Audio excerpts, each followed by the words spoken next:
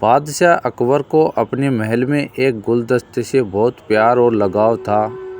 वह गुलदस्ता बचपन में उनकी मां ने उनके जन्मदिन पर उपहार में दिया था। अकबर उस गुलदस्ते को अपने बिस्तर के सिरहाने रखते थे। एक दिन कमरे में सफाई करते वक्त किसी नौकर के हाथ से गुलदस्ता गिरकर टूट जाता है। नौकर अपना सारा काम छोड़कर उस गुलदस्ते को जोड़ने लग जाता है। नौकर का सारा दिन गुलदस्ते जोड़ने की कोशिश करता है, पर गुलदस्ता नहीं जुड़ता है। अंत में तंग आकर नौकर टूटे हुए गुलदस्ते को कूड़ेदान में फेंक देता है और वहां से चला जाता है। महाराज अकबर रात को जब अपने महल के कमरे में पहुंचते हैं तो गुलदस्ता कमरे में नहीं देखकर नाराज़ होते हैं। तुरंत कमरे की सफाई करने वाले को बुलाया जाता है और गुलदस्ते के बारे में पूछा जाता है। नौकर रात को महाराज के डर से बोल देता है, गुलदस्ता काफ़ी गंदा हो गया था, वह सुबह अपने घर से साफ करके ले आएगा। महाराज उसे जाने देते हैं और बोलते हैं आइंदा गुलदस्ते को कमरे से बाहर ना ले जाए और सुबह जल्दी ही उसे वापस ले आए। पूरी रात नौकर अपने घर में सोता नहीं। वह बेचैन और परेशान घर में इधर उधर घूमे जा रहा था। इस तरह नौकर को परेशान देख उसकी पत्नी ने उसकी परेशानी की वजह पूछती है तो वह रोने लग जाता है और अपनी पत्नी को बताता है कि सफाई करते समय गुलदस्ता उसके हाथों से ज़मीन पर गिरकर टूट गया है।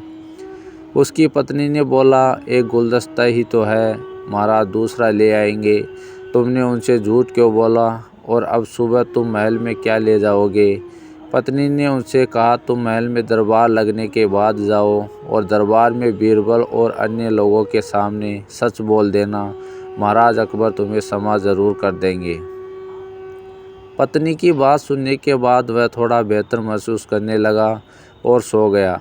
सुबह वह दरबार शुरू होने के बाद नौकर अकबर से अपनी गलती और झूठ की माफ़ी मांगने लगता है। अकबर बहुत गुस्से में आ जाते हैं और बोलते हैं कि अगर गुलदस्ता टूट गया था तो तुमने झूठ क्यों बोला, और नाराज़ होकर नौकर को फांसी की सज़ा सुना देते हैं।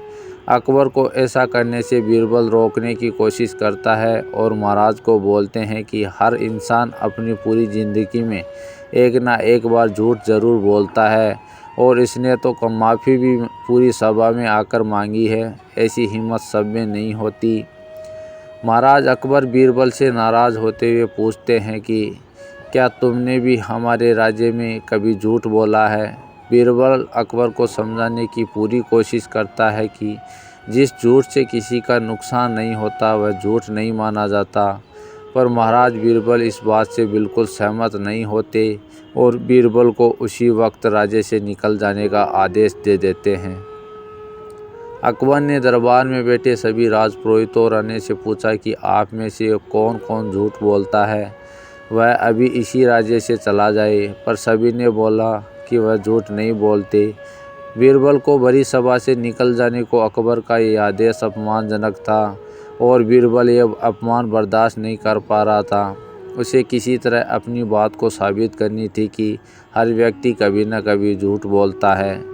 बीरबल को एक तरकीब सूझी। वह तुरंत एक सुनार के पास गया और वह मकई का एक छोटा रेडी और सोने के कुछ मकई के दाने बनवा लिए। अगली सुबह वह राजा अकबर के दरबार में फिर उपस्थित हुए। अकबर उन्हें देखते ही उनसे पूछा, आप यहाँ क्या कर रहे हो? बीरबल ने अकबर को कहा, महाराज मुझे एक बाबा ने मकई के सोने के कुछ दाने और रेडी दिया है और बोला अगर इसे लगाऊंगा तो पूरी खेत में सोने के मकई के फसल होंगे, तो मुझे खेत की ज़रूरत है। अकबर बीरबल की इस बात से खुश हो जाते हैं और अपने राज्य में सोने की फसल उगाने के लिए बीरबल को खेत देने के लिए राजी हो गए। बीरबल ने अकबर और दरबार में उपस्थित सभी को खेत में चलने को आमंत्रित किया। सभी खुशी खुशी बीरबल के साथ चल दिए।